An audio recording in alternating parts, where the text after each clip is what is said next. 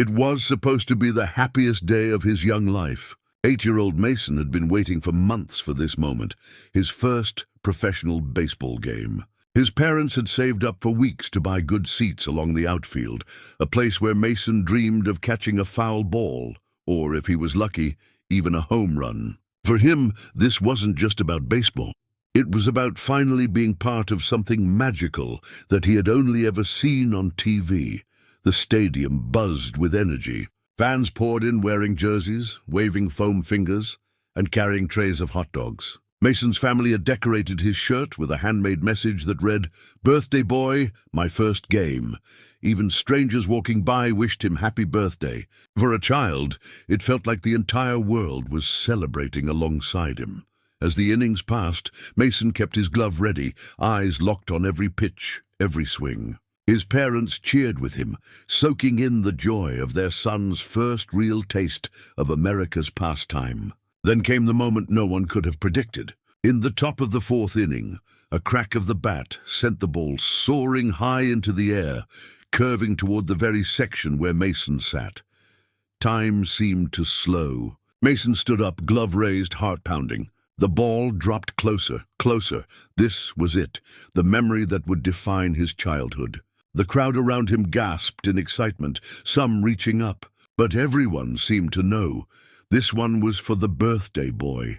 But just as the ball descended toward Mason's glove, a blur of movement came from the side. A woman, sitting 2 rows behind, lunged forward with surprising speed. She shoved past others, reached out with her bare hands, and snatched the ball away before it could touch Mason's glove. The crowd let out a collective groan of disappointment. Mason froze, his eyes wide in disbelief, his glove still empty.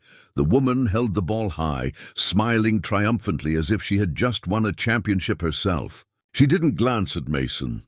She didn't even acknowledge the heartbreak on his face. Instead, she turned back to her seat, clutching the ball tightly, basking in the attention of a few awkward chuckles from those around her. For Mason, the moment shattered everything. His dream had been stolen in an instant. His parents sat stunned, unsure how to react. Around them, murmurs began to spread. People whispered about how unfair it was, how cruel it looked. Someone muttered the word everyone was thinking, Karen. But in that stadium, under the blinding lights and roaring crowd, Mason's story was far from over. What began as a simple birthday game was about to spiral into something much bigger, because in the age of smartphones, nothing goes unseen. The moment had been caught on video, and as it made its way online, Mason's stolen dream would soon become the internet's outrage. The ball was gone, Mason's glove was empty, and the birthday dream had slipped away. Yet while Mason sat in silent shock, something else was quietly unfolding. Just a few rows above, a teenager had been recording the play on their phone. They hadn't meant to capture drama, just the thrill of a home run flying into the stands. But instead, they filmed something even more powerful, the very moment when joy was ripped from a child's hands.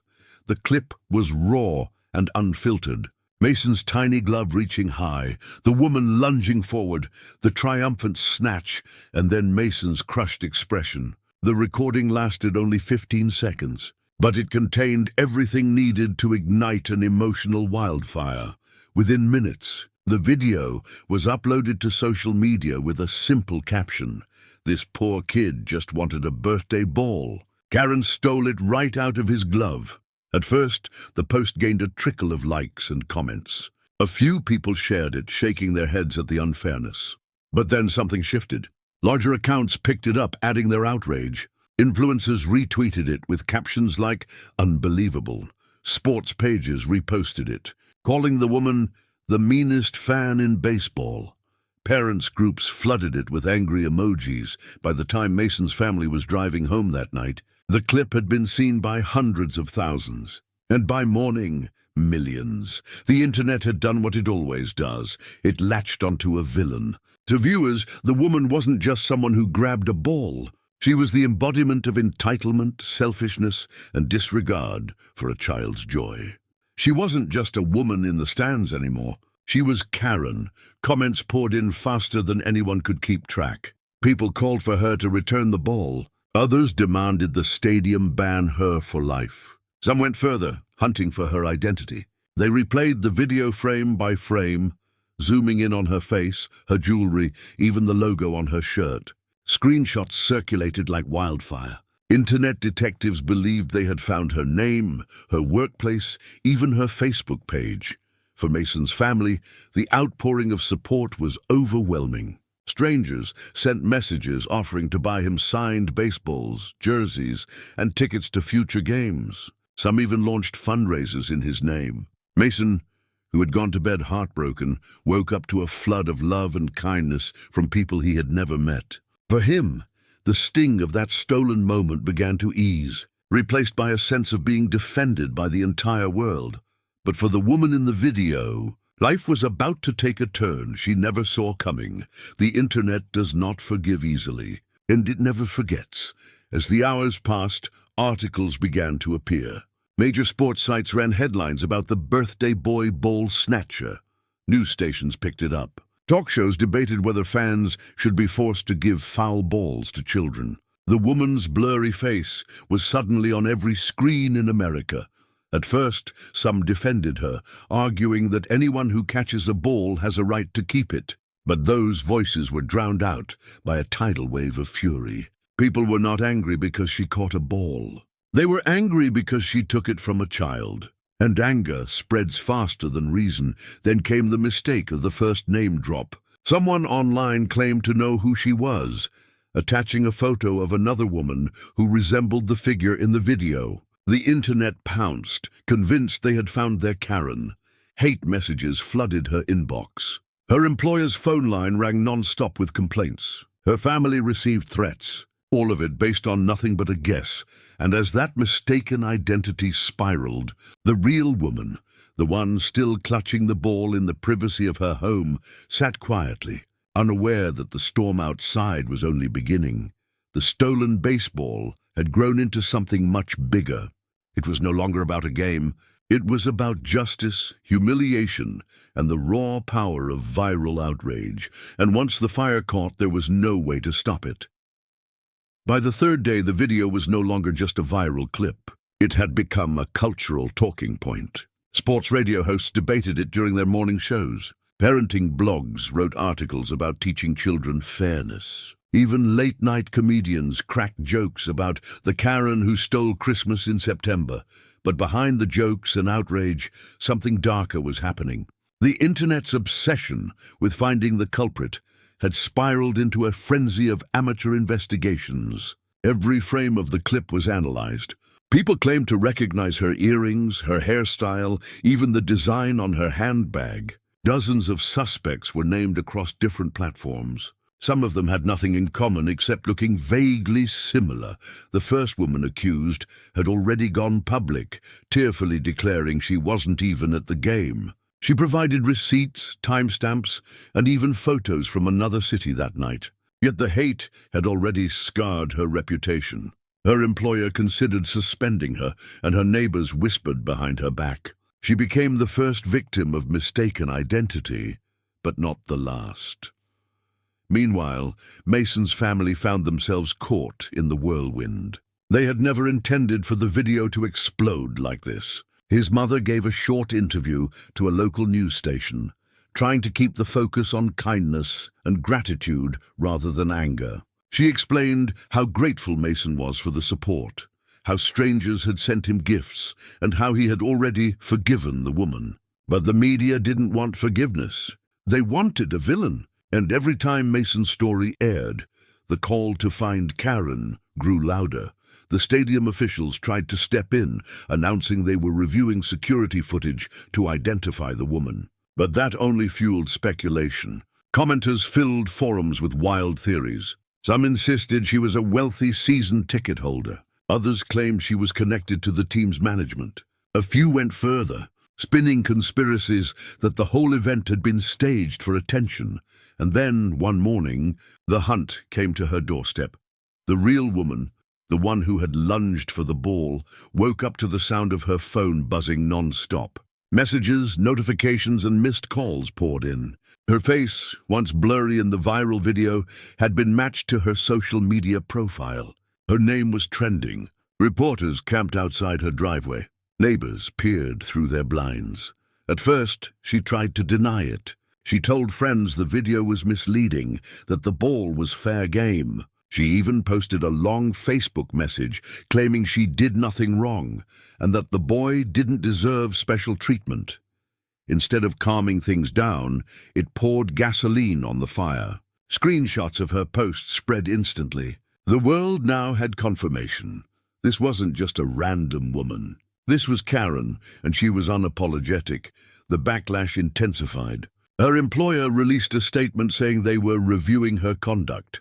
Her family begged her to stay offline, but she refused, convinced she was the victim of mob justice. She doubled down, insisting she would never give the ball back.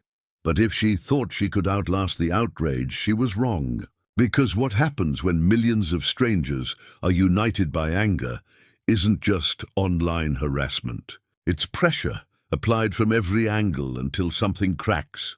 Mason's stolen moment had ignited a movement. And now Karen herself was being forced to live inside a nightmare of her own making.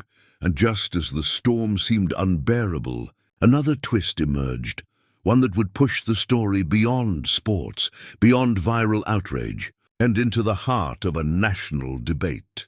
The storm that had begun in a baseball stadium was now raging far beyond the ballpark. By the end of the first week, Karen's name had been printed in national headlines. Every news outlet carried her face. Every talk show panel debated her choices. And every corner of the internet seemed to echo with the same words, "She stole a child's joy." Her employer was the first to act. A mid-sized marketing firm with a spotless reputation. They released a statement announcing that Karen had been suspended pending review. For years, she had been a senior account manager, but now her professional future hung by a thread. Clients began calling in, demanding she be removed from projects. Some even threatened to cut contracts entirely. Within 48 hours, Karen was effectively unemployed. Her personal life unraveled just as quickly. Neighbors, who once exchanged polite greetings, now crossed the street to avoid her. Parents whispered at school drop-offs, warning their children to stay away. Even her own relatives expressed embarrassment, some publicly distancing themselves. The ball she had clutched so tightly became a symbol of everything she had lost, and yet Karen refused to let go. When reporters asked if she would return the baseball to Mason, she scoffed, claiming it was her catch, her right, and that the world had blown things out of proportion. Each word only deepened the fury against her. Screenshots of her defiance circulated endlessly, reinforcing the image of entitlement and cruelty that millions now associated with her face. Meanwhile, Mason's family was drowning in attention they never asked for. Gifts piled up at their doorstep, from signed baseballs to jerseys and even offers of season tickets. The kindness was overwhelming, but so was the spotlight. News vans parked outside their home. Strangers knocked on their door. And while Mason was thrilled by the generosity, his parents worried about the cost of fame. What troubled them most was the escalating anger directed at Karen. Online threats grew more disturbing by the day. People shared her home address. Some claimed they planned to confront her in person. For Mason's parents, what had begun as a small act of injustice now felt like a wildfire burning out of control. Then came the legal complications. Karen, desperate to reclaim some control, announced she was considering a lawsuit against those who had defamed her online. She claimed she was being harassed, stalked, and unfairly targeted. Her lawyer filed preliminary complaints against several news outlets and influencers who had shared her photo, but the attempt backfired spectacularly. Legal analysts appeared on TV, dissecting her claims and laughing at the irony.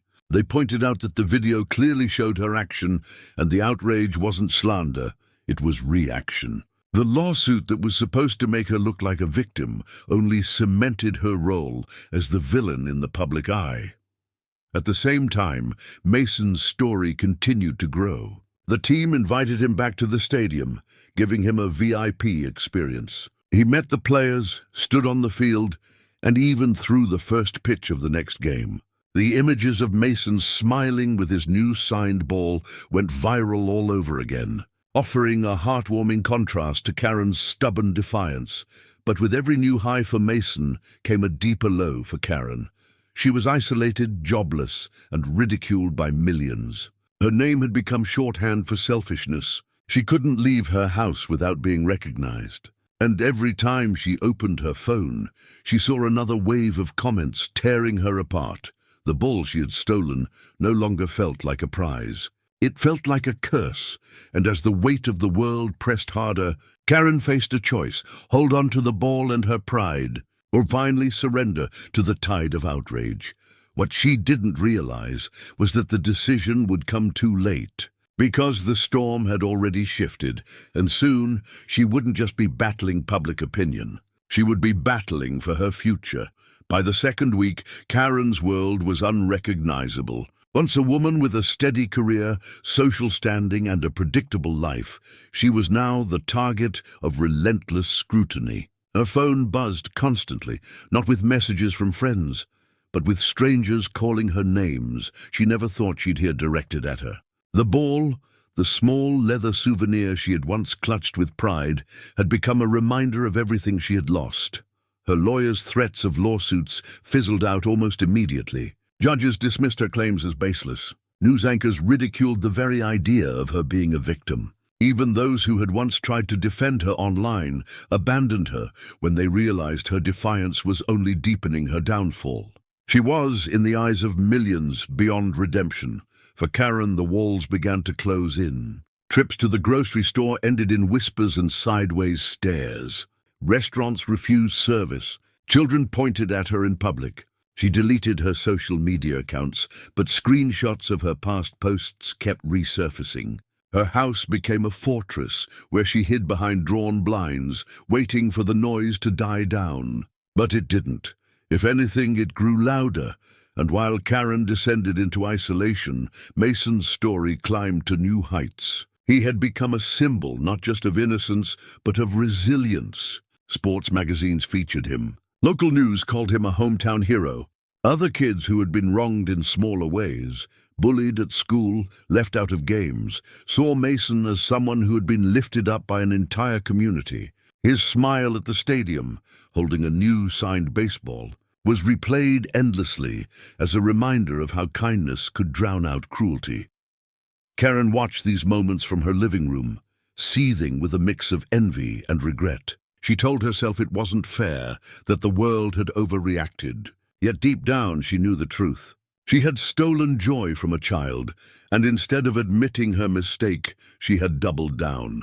That pride, that refusal to let go, had turned a bad moment into a global scandal. The breaking point came when her employer made their final decision. After weeks of suspension, they terminated her contract publicly, citing conduct inconsistent with company values. The press release spread instantly, and the internet celebrated as though justice had been served. Hashtags trended once again, this time mocking her downfall. Karen's finances unraveled. With no job and mounting legal bills, she struggled to keep up with her mortgage. Creditors called daily. Friends stopped answering her messages. The community she once believed she controlled now viewed her as an outcast. But the harshest blow came when she realized her own children, embarrassed by the attention, had distanced themselves. They refused to defend her online, choosing instead to stay silent. In private, they admitted to friends they wished she had simply handed Mason the ball. Their shame cut deeper than any stranger's insult.